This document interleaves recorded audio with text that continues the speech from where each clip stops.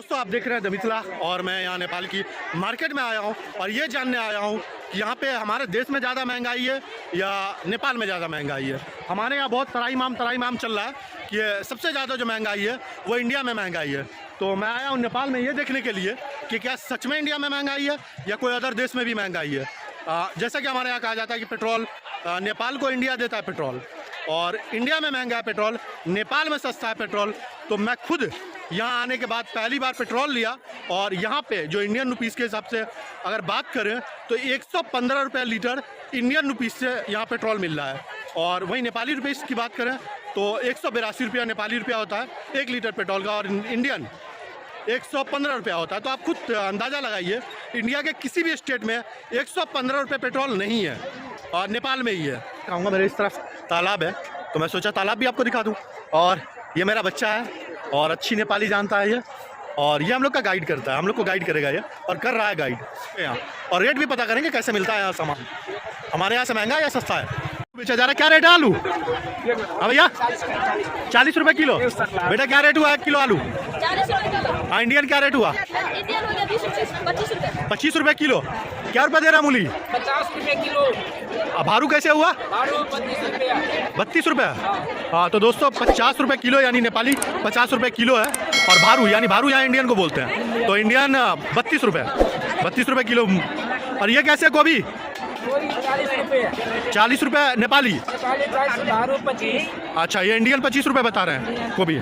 और ये परवल 70 रुपये किलो। और 70 रुपये किलो तो इंडियन क्या रेट हुआ? 40 रुपये भारू इंडियन। अच्छा। और ये मिर्ची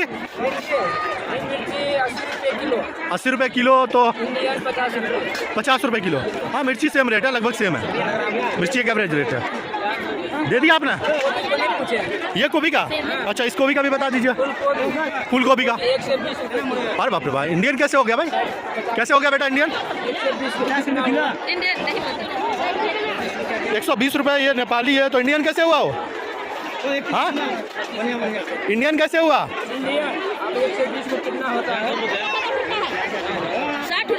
60 रुपये नहीं होगा ना, ज़्यादा होगा। 70 रुपये किलो। 65 रुपये। ये फूल गोभी 65 रुपये किलो है।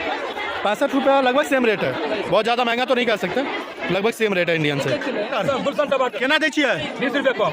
20 रुपये पाव यानी 80 रुपये किलो। हाँ इंडियन कैसे हो गया? इंडियन कैसे हो गया? 50 का। 50 रुपये किलो। हाँ तो लगभग सस्ता है ये, यहाँ पे बहुत ज़्यादा महंगा नहीं है, सस्ता है।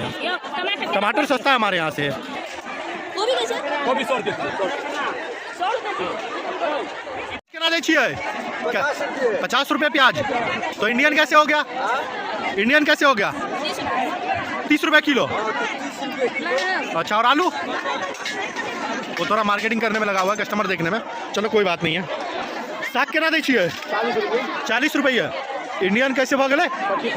25 रुपये इंडियन। और ये बैंगन 40 रुपये, इंडियन 25 रुपया।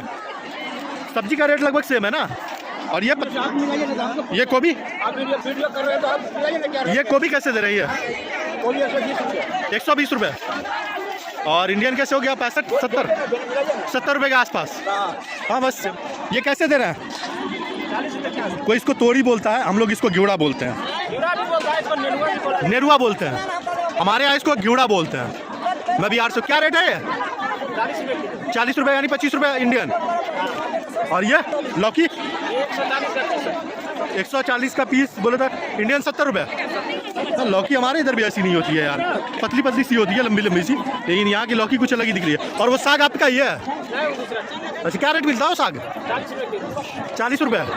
25 रुपये इंडियन, 25 रुपये। और ठीक है, अच्छा भाई, थैंक यू। दोस्तों ये नेपाली भिंडियाँ पता नहीं इंडिया से ही आती होगी। क्या रेट बेच रहे हैं भिंडी? 60 रुपये किलो। हाँ कमलावाड़ी। अच्छा। क्या रेट इंडियन कैसे हुआ ये? 40 रुपये इंडियन हुआ। भिंडी इंडियन 40 रुपये और नेपाली 60 रुपये। तो आप खुद अंदाज़ा लगाइए, इंडिया से महंगा है नेपाल या इंडिया महंगा है। क्या महंगा? ये बेचने वाला इंडियन है, बेचने वाला इंडियन है, ये भी इंडियन है बेचने वाला। नेपाल के जाके बिजनेस, यहाँ से वापस जाओगे आज ही? रोज का रोज वापस, आज बेच रही और वापस 9 बजे रात्रि तक वापस। तो पूरे नेपाल की मार्केटिंग में ऐसे ही आप बेचते हो क्या? ऐसे ही बेचते हो आप? हाँ, पैन कार्ड, हाँ इन्होंने बताया आप इंडियन है। एक बात बताइए, आप तो इंडियन है, महंगा इंडिया है या नेपाल है महंगा? दोनों तरफ बराबर चलता कैसे बराबर है? कुछ तो फर्क होगा। है, कुछ नहीं 2-4 रुपया का फर्क हो जाता तो किधर फर्क है? महंगा कौन सा हुआ? है। महंगा तो इधर ही हो जाता है। नेपाल महंगा है। अच्छा, महंगा है, फर्क तो वहाँ पे जाते हैं ना, तो नेपाली पैसा लेके बाजार तो जाते हैं, हाँ नेपाली पैसा लेके बाजार जाते हैं, जैसे बटा करता है, हाँ बराबर हो जाता है। बराबर हो जाता है, लेकिन महंगा है नेपाल। महंगा है। ठीक है, फिर भी दिल है हिंदुस्तानी। कि क्या सब्जी भी महंगी है यहाँ, या और भी जो खाने पीने की चीज़ें हैं, ख़ास तौर पे ज़्यादातर यूज़ होने वाली चीज़ें सब्जी ही होती है। लोग ज़्यादातर सब्जी यूज़ करते हैं, चाहे वो गरीब हो, अमीर हो, या किसी भी तबके का लोग हो, या किसी भी धर्म का लोग हो।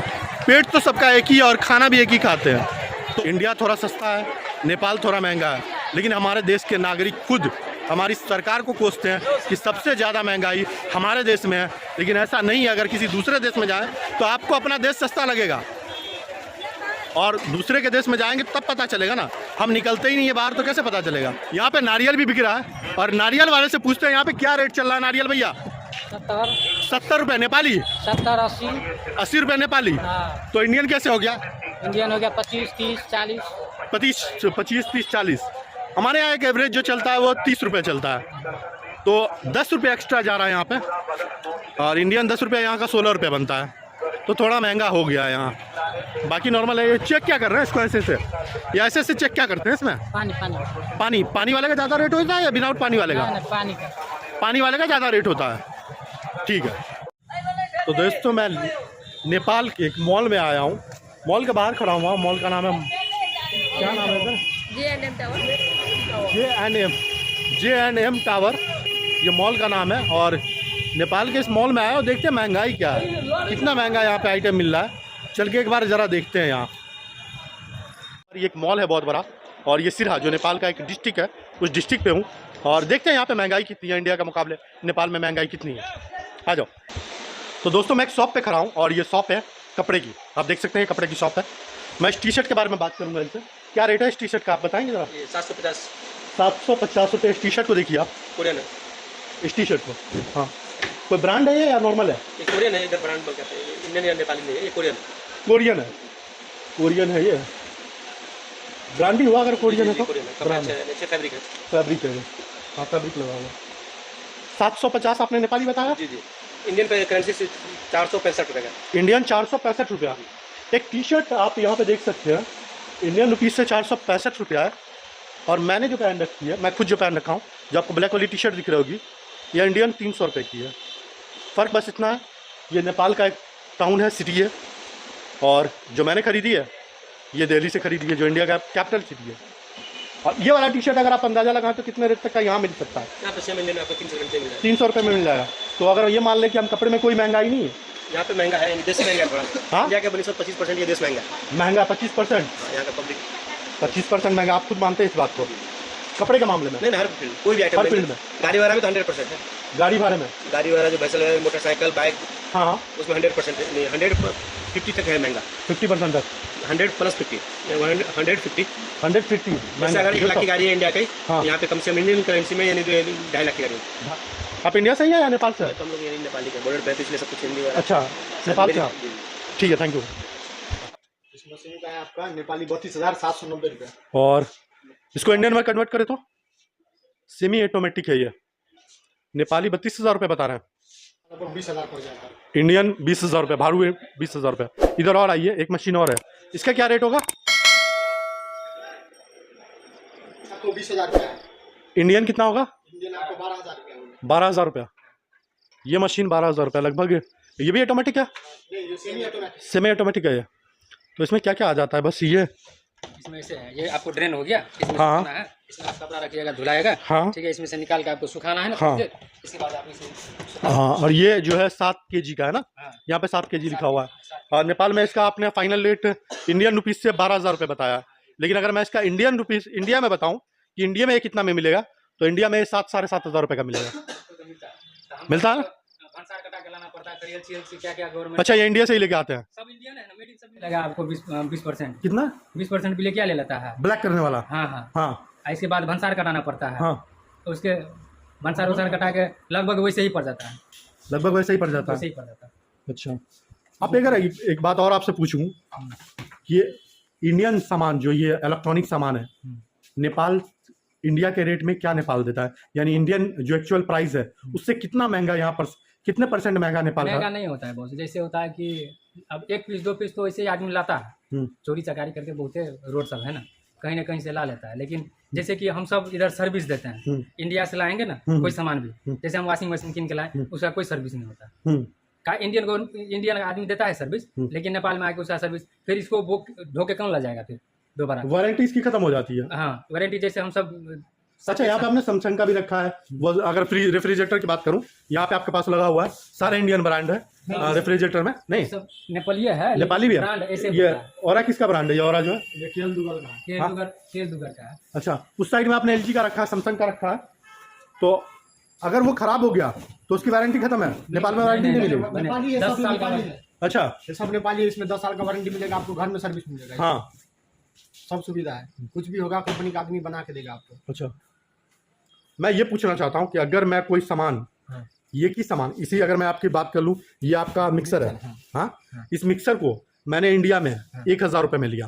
1000 रुपये में तो नहीं आता है, एवरेज रेट 2000 रुपये है। 2000 रुपया इंडियन रुपीस में मैंने लिया। यही चीज़ मैं नेपाल में खरीदूंगा कितने रुपए में पड़ेगा? वही आपको 4000 रुपया पड़ेगा नेपाली। नेपाली 4000 को अगर इंडियन में कन्वर्ट करें तो कितना हो गया? वो 2600 रुपया, 2700-2800, 2500 रुपये। 2500 रुपया। जो हमने इंडिया में 1 लाख रुपए में एक बाइक खरीदा, यहाँ मुझे वही बाइक इंडियन रुपीस से 3 लाख 2.5 लाख में पड़ेगा। नहीं, 2.5 नहीं, 3 लाख। 3 लाख रुपया पड़ेगा। 1 लाख का 3 लाख, 220 कितना पड़ता वो है? इंडियन रुपीस में।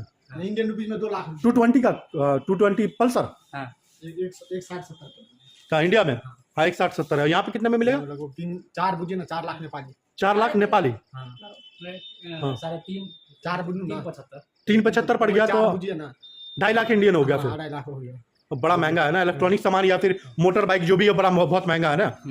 ठीक है, थैंक यू बहुत।